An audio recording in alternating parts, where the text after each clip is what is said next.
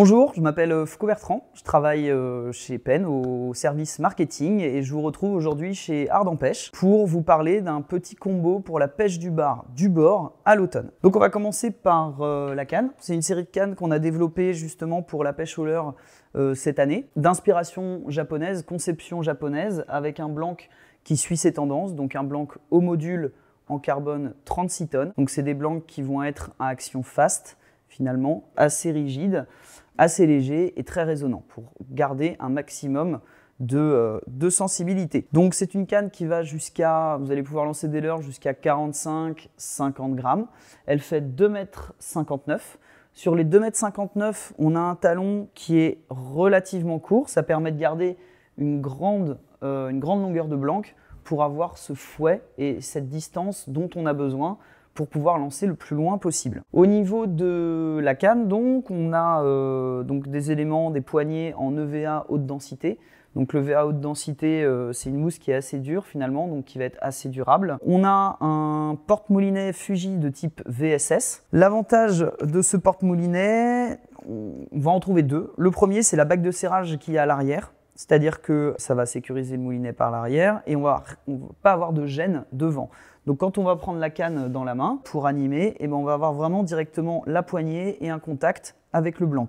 Et ça c'est très intéressant parce que ça permet de mieux réussir ces animations et d'avoir plus de confort dans les animations. Concernant les anneaux, donc on est sur du Fuji Alconite.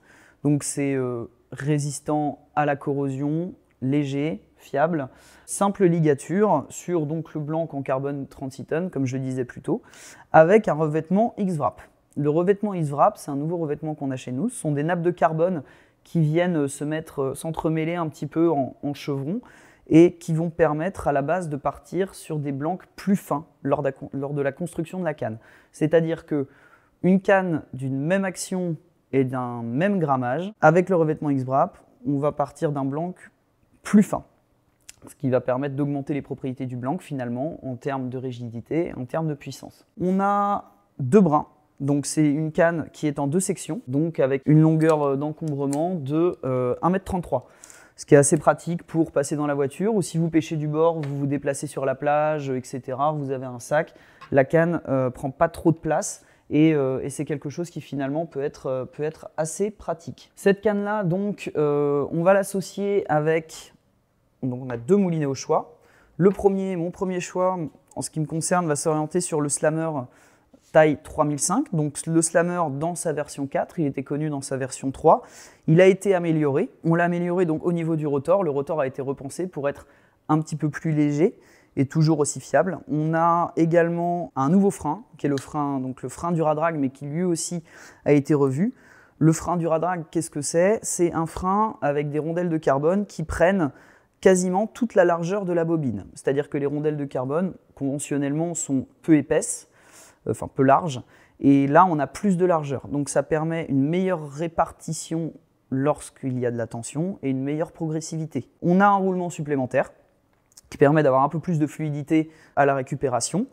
Et le roulement principal est scellé avec un traitement hydrophobe. Donc le traitement hydrophobe qui va rejeter un petit peu l'eau et donc ça va permettre de prévenir d'éventuels risques liés à la corrosion. Au niveau du bâti, donc on est sur un full metal body. Donc c'est deux pièces en métal qui sont assemblées ensemble avec des vis et des joints pour vraiment avoir un maximum d'étanchéité.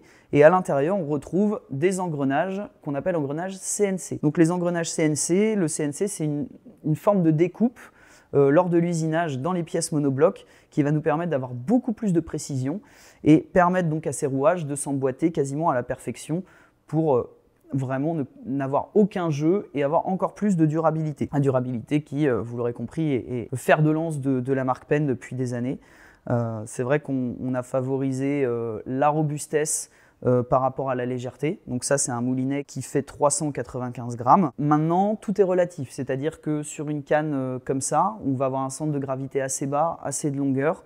Avoir un moulinet un petit peu plus lourd, en ce qui me concerne, moi je trouve pas ça gênant puisque on garde cette action de levier. Le but étant, avec cet ensemble-là, d'aller chercher quand même des distances de lancer dans des conditions pas forcément évidentes, sur la plage lorsqu'il y a de la houle. Au niveau de la bobine, c'est une bobine aluminium. On a des petites marques en fait de grippe qui permettent de bien sécuriser le fil lorsque vous allez remplir votre bobine. Et après, vous avez des anneaux qui vous montrent, qui vous indiquent où est-ce que vous en êtes au niveau de votre contenance. Un petit mot pour le slammer, lorsque vous le remplissez, ne dépassez pas la barre orange que vous avez ici. Si vous allez trop loin, la bobine va être trop remplie, vous allez faire des perruques, surtout lorsque vous allez pêcher du bord et vous allez chercher à avoir des grandes distances de lancer. Le déclenchement du pick-up se fait à la manivelle ou manuellement.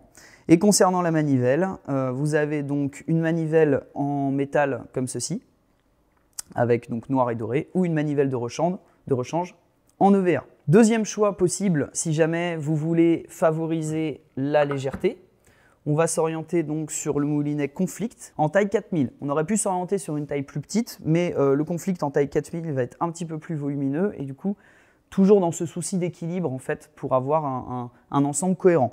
Donc celui-ci fait 270 grammes. La différence avec le slammer, c'est qu'on va travailler sur un frein HT100.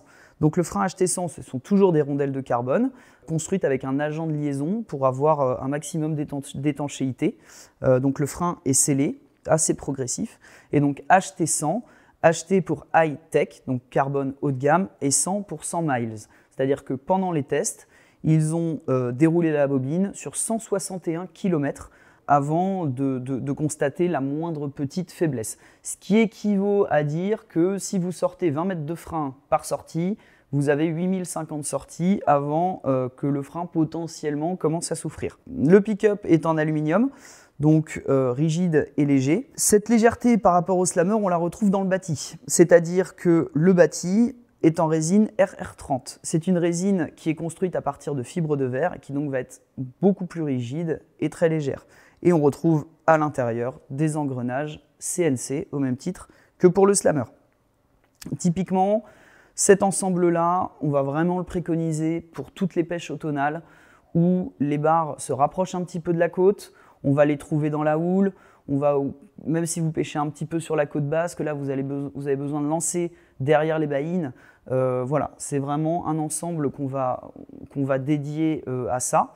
Après, en termes de leurre, donc comme je vous le disais, elle affiche 45 grammes, donc de 0 à 45 grammes, vous allez pouvoir monter jusqu'à 50.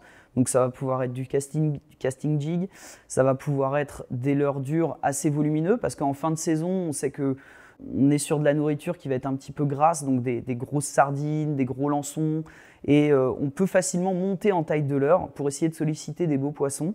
Et donc cet ensemble permet de lancer des leurres assez volumineux, donc ça va être des gros stick bait de surface, des gros poppers.